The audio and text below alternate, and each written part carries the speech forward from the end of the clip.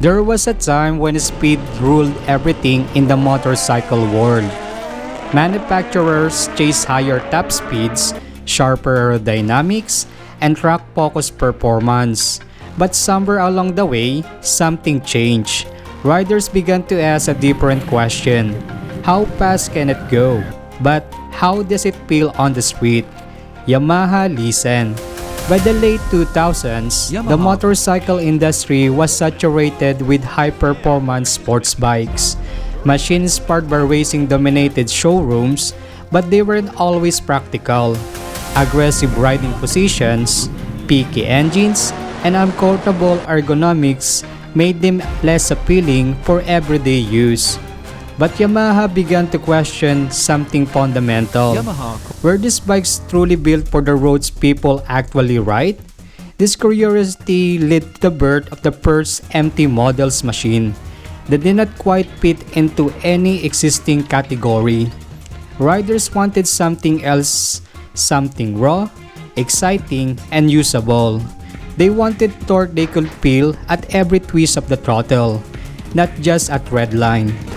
This shift in mindset planted the seed for what would become one of the Yamaha's most iconic lineups.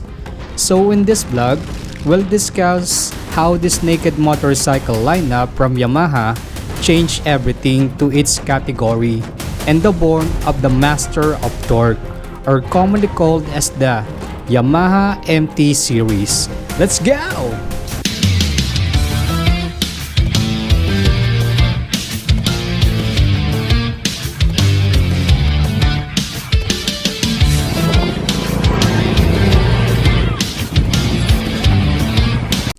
Before the MT Series became what it is today, Yamaha experimented with bold ideas.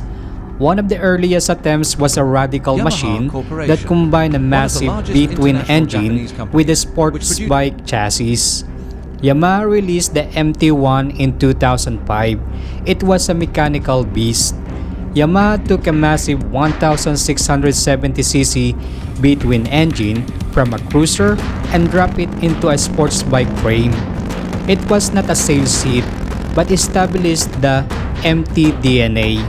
It was not about the top speed, it was not the appealing about being punched in the chest when you twisted the throttle. Yamaha engineers wanted the rider to feel the engine's pulse, a philosophy they carried into every future MT model. Critics did not know what to call it, but riders, they felt something new. It was flawed, yes, but it had character, and that was enough to spark a new direction. In 2006, Yamaha did something weird. They took the rugged, bulletproof engine from their XT660R dual sport and shoved it into a compact, high-speed street frame. The result was an original MT-03, a bike that looked like a street fighter but handled like a supermoto. While modern riders expect 2 or 4 cylinders, the 2006 MT-03 was a 660cc single cylinder, often called the thumper. It did not care about top speed, it was all about low-end grunt. Every time you cracked the throttle, you felt a massive thumping pulse. It was a mechanical, raw, and full of soul. Following the 2008 global financial crisis, sales of expensive supersports like the R1 and R6 plummeted. Yamaha needed a home run to stay relevant. They initiated a top-secret program called Project 00. The engineers were given 3 strict pillars for this new creation. Lightweight, it had to be significantly lighter than its competitors. Slim and compact, easy to flick to heavy city traffic. Linear torque, the power had to be instant with no lag when you twisted the throttle. To achieve that instant feeling, Yamaha adapted technology from their YZR M1 MotoGP bike. They developed the cross-plane concept engines, a 3-cylinder engine that combined the low-end torque of a twin with the high-end screaming power of a 4-cylinder. a 270-degree crank parallel twin that mimicked the feel and sound of a B-twin but was much lighter and cheaper to build. This cross-plane tech eliminated inertial torque, meaning the riding built a direct 1:1 connection between the right hand and the rear tire. Then in October 2012, Yamaha displayed the wart frame prototype of the new CP3 3-cylinder engine at the Intermot show in Cologne, Germany. This was Yamaha's way of telling the world they were moving away from the boring inline-four engines of the past. Then in June 2013, this was the moment Yamaha released the Yamaha MT-09, now famous Dark Side of Japan. Instead of a traditional right press conference, they used a gritty industrial theme videos to show off the bike's raw triple-cylinder power. Everything changed in 2013. After a hiatus, Yamaha rebooted the line in 2013 to save itself from a post-recession sales slump. They moved away from B-twins and singled towards the cross-plane engine philosophy. Yamaha introduced a new kind of motorcycle, lightweight, aggressive, and built around a completely new engine philosophy. Instead of chasing peak horsepower, this machine focused on torque, responsiveness, and rider engagement. It was not just a new bike, it was a new direction. This was the birth of the modern MT identity. Yamaha did not just want the MT bikes to ride differently. They wanted them to look and feel different.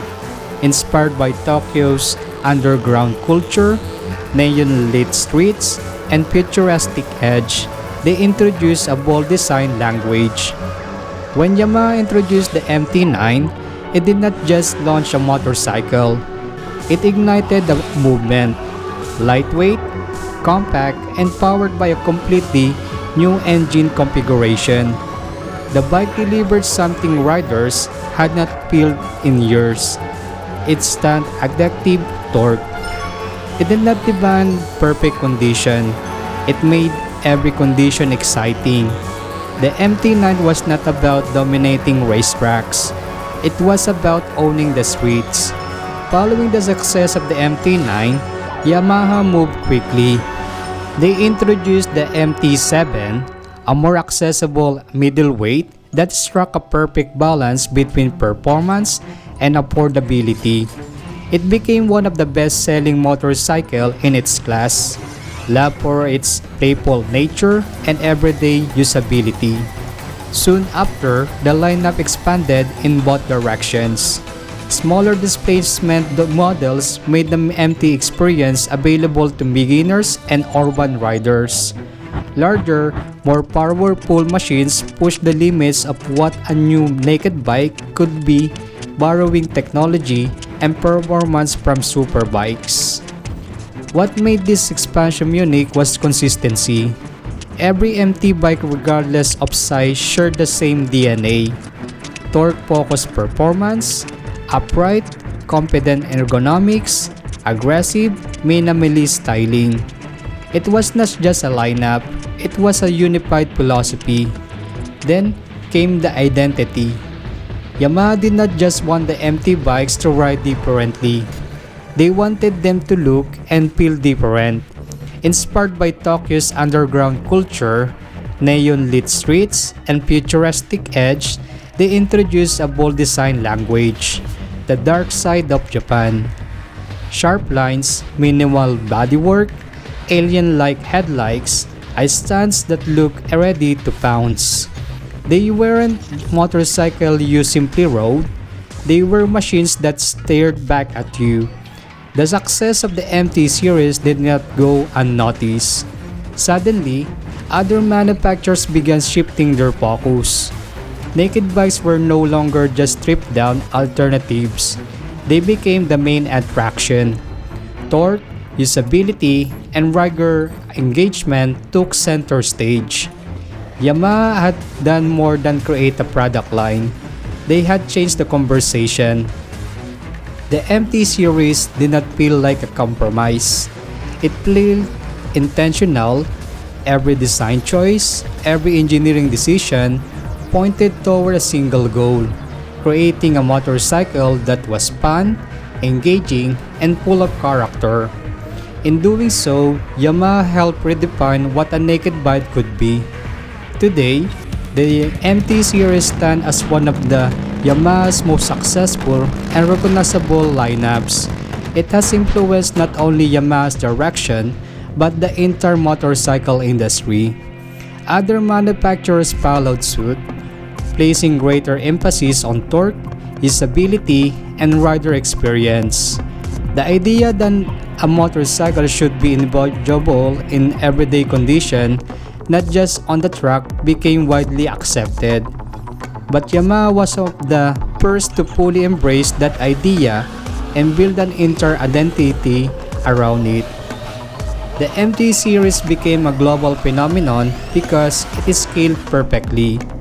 From the MT-15, the BB-MT with its baby A-Tech, to the MT-10, the literal R1 without the fairings, the master of torque identity stayed consistent.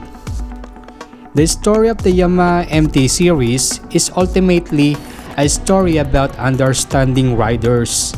It's about recognizing that motorcycling isn't just about numbers.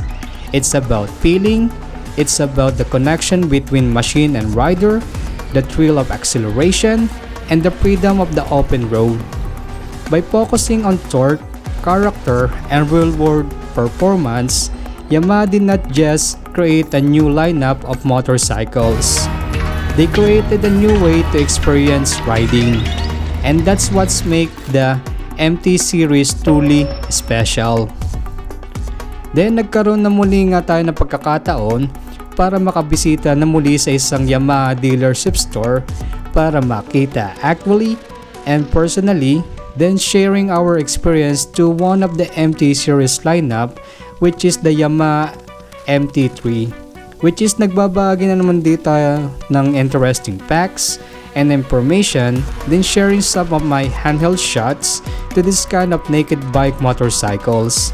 Kaya nga, wag na nga lang ating patagalin at ito na nga ang isang naked motorcycle from Yamaha, which is Yamaha MT-03. Let's go! Yun, Yamaha MT-03. Let's go!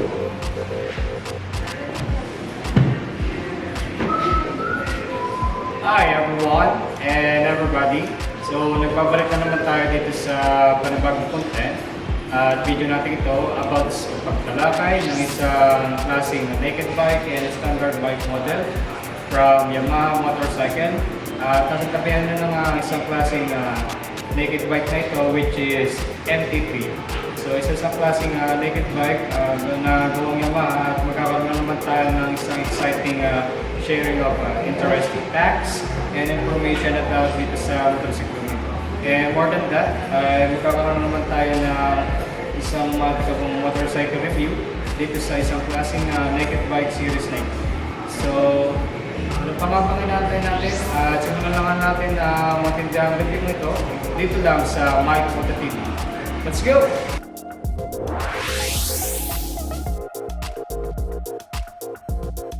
Alright everyone and everybody, so before we get started again to talk about this kind of motorcycle, which is MT-03 from Yamaha Motorcycle, ay nagpapasalamat po muli ako sa ating loyal subscribers, followers, and viewers ng channel na ito. Maraming salamat po sa inyo. Then kung bago ka lang, napadaan or interested ka sa mga ganitong content or videos, abay, huwag ka na magkailangan pa nga dyan, hit mo na nga ngayon dyan sa device na ginagamit mo ngayon, ang subscribe button at notification bell para updated ka palagi sa ating mga latest content, posts, at mga interesting information dito sa channel at video na ito. Maraming salamat po sa inyo.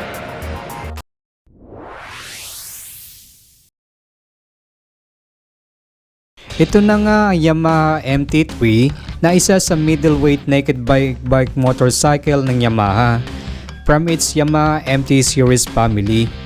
Meron itong overall dimensions at nakapaloob nga dito ang haba nitong 2090mm, lapad na 755mm, taas na 1070mm, seat height naman nito ay nasa 780mm, ground clearance niya naman ay nasa 160mm at may timbang na 168 kilograms.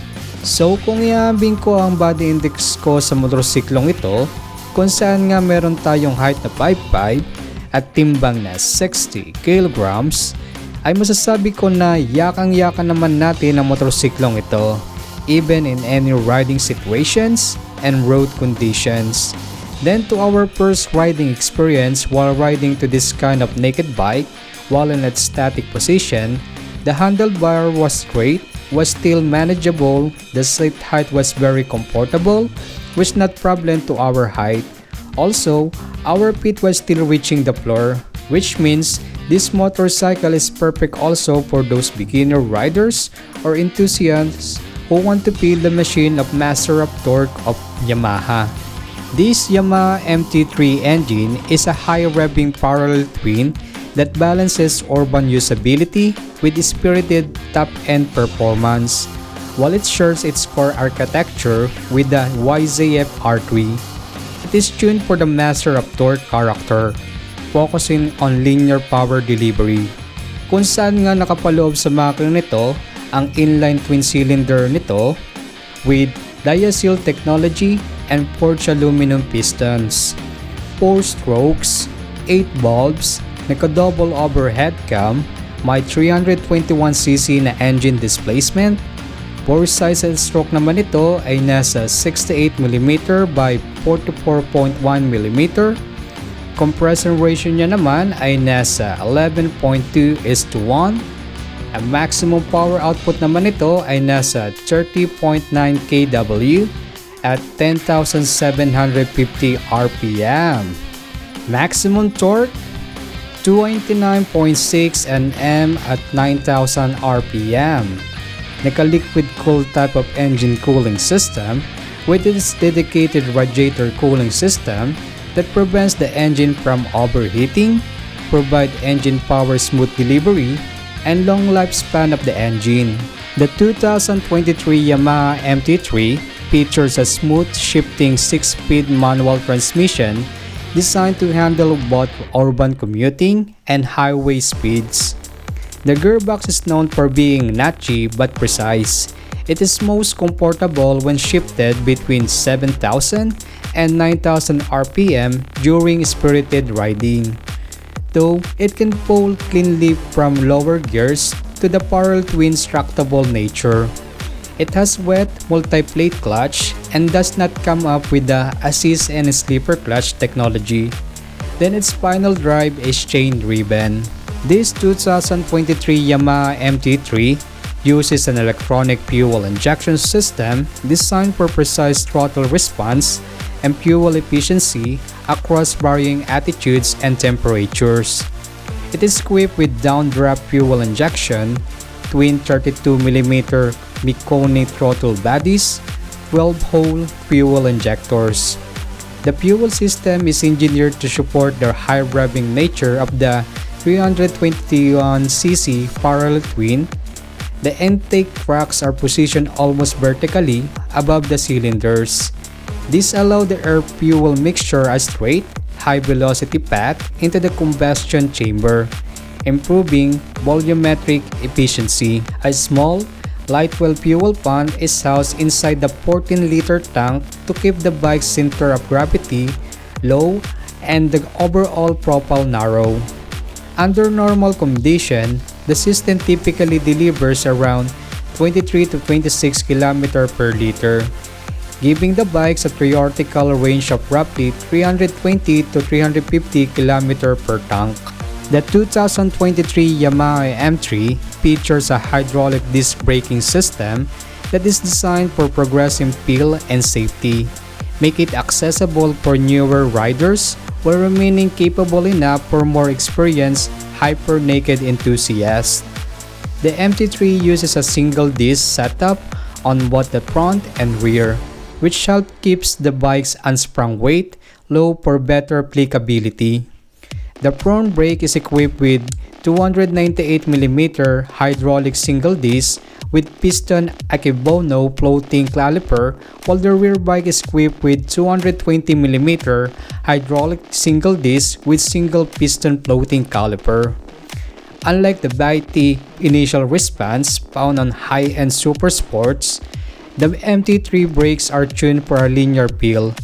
This allows for smoother stops in the city traffic without the bikes diving too aggressively. This 2023 model utilizes a compact and lightweight ABS control unit that prevents wheel lock-up during emergency braking on slippery or uneven surfaces. The 2023 Yamaha MT-03 features a lightweight wheel and tire setup designed to complement its agile, hyper-naked handling. The bike uses a 17-inch wheel size, both front and rear, which is the industry standard for sport and street motorcycles, ensuring a wide variety of aftermarket tire options. The stock tires, both front and rear tire, are radial tubeless type of tires powered by Dunlop tires, which are designed for a balance of longevity and wet-dry grip, suitable for both daily commuting and canyon riding. The front tire size is 110/70 R17 54H and the rear tire size is 140/70 R17 66H, which are Dunlop Sports Max GPR 300. The wheels are engineered to be lightweight to reduce unsprung weight, which improves suspension response and applicability, which are made from OEM grade cast aluminum alloy and has 10-spoke Y-shaped cast wheels. The wheelbase of this Yamaha MT-03 is about 1,380mm. The 2023 Yamaha MT-03 features a two-piece split seat design, which separates the rider and passenger areas to maintain its aggressive, mass-forward, hyper-naked styling. The front section is significantly tapered where it meets the fuel tank. This narrow waist allows your legs to reach the ground more easily than the height number suggests. The rear pillion seat is separate and sits higher than riders. It is relatively small and firm, designed more for short urban trips than long-distance touring. The material is high density from covered in a weather-resistant textured synthetic leather to provide grip under acceleration. The seat and the 14-liter fuel tank are shaped to allow the rider to lock in with their knees, which provide better control during braking and cornering. The 2023 Yamaha MT-03 features a wide, one-piece tubular handlebar that is the primary reason for its comfortable, upright riding experience compared to its sportier sibling, the YZF R3. The handlebar is equipped with one-piece, high-mounted tubular handlebar. The high-mounted bars allow the rider to sit with a nearly vertical spine and relaxed shoulders. This significantly reduces wrist fatigue, making it much better suited for heavy traffic and long commutes than sports bikes. The width of the bar makes the bike feel extremely light and clickable. It requires very little input to change directions, which is a major advantage when filtering through tight city streets. The bar is held by a cast aluminum upper triple clamp with sturdy risers. The 2023 Yamaha MT-03 features a clean, intuitive control layout mounted on its wide, one-piece tubular handlebar. Yamaha has kept the switchgear functional and straightforward, focusing on ease of use while riding through dense city traffic. The right handlebar controls are the location of the front brake lever, main throttle control, hazard light switch, and integrated starter kill switch, while on the left handlebar is the location of the main clutch lever, high-low beam and pass switch, turn signal switch, and horn button. The 2023 Yamaha MT-03 features a full LED lighting system that is a core part of its dark side of the Japan aesthetic.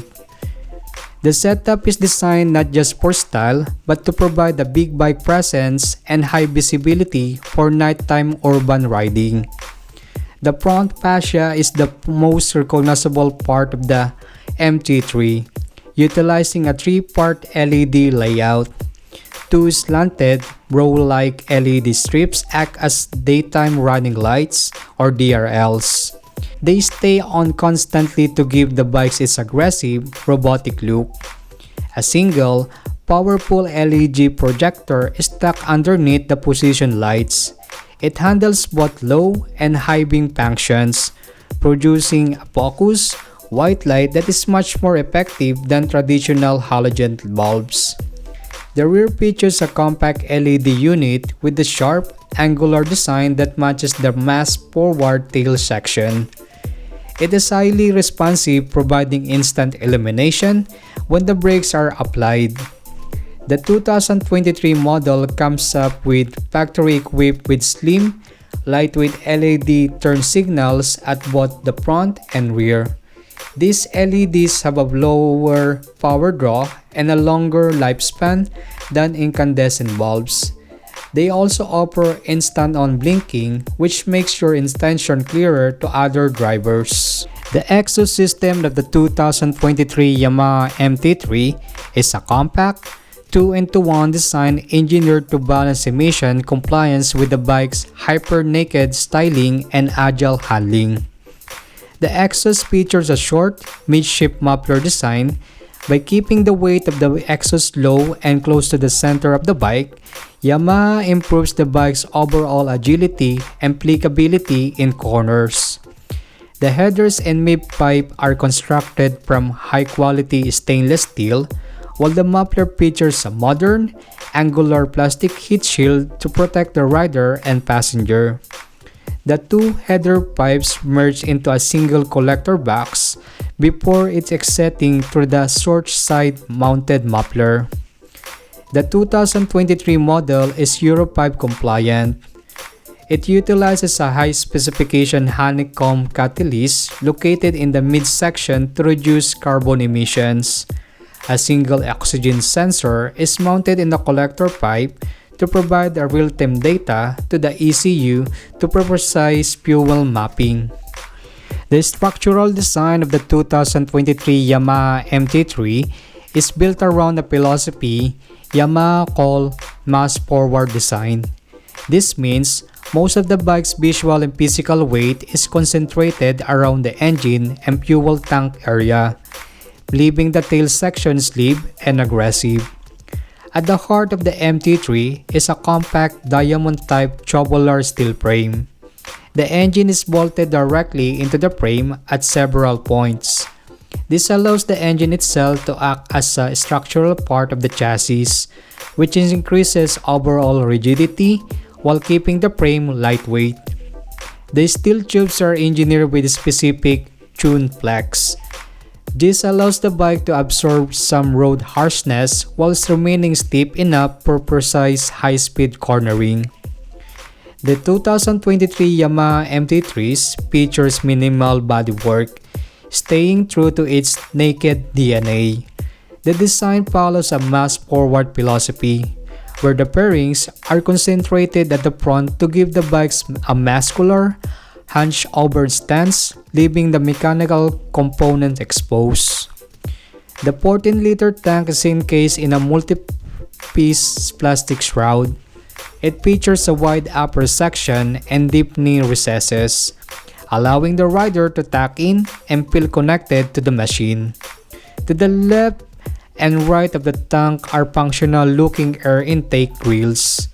These scoops are styled after the larger MT-09 and help channel air toward the radiator while visually widening the bike's shoulders. Alright everyone and everybody, kayo nga ba ay ng mga namuli at namay sa ganitong kalakas at kompormang middleweight na naked bike from Yamaha, which is the Yamaha MT Series at itong Yamaha MT-03? na mapapasabi ka na lang talaga na wow na lang talaga. Na sana magkaroon din tayo ng ganitong kakul na middle class na naked bike. Then kung nakukulangan pa kayo at meron kayong gustong idagdag, mungkahi, komento o suggestion o ano pa man yan, just leave it to the comment section below or just email that on my email address on this channel, and we'll try to create some content that you want to hear from us. Then if you like this video, please don't forget to click the thumbs up button. Then we encourage also to share this video to your friends, family, and to everybody. Then we'll see you again to our next content, and thank you for watching my content to share some interesting experience and our amazing motorcycle review for this month, which is all about standard and naked bikes. Alright everyone and everybody, so dito na nga nagtatapos sa video ito at ang content nito about sa pagtalakay ng some interesting facts and information about dito sa motorsiklong ito, and also motorcycle review dito kay Yamaha MT-03. At magkita-kita tayo muli sa sunod nating video or content sa channel na ito. At muli, ito si Mykmoto TV or Mykmoto Vlog. See you again guys!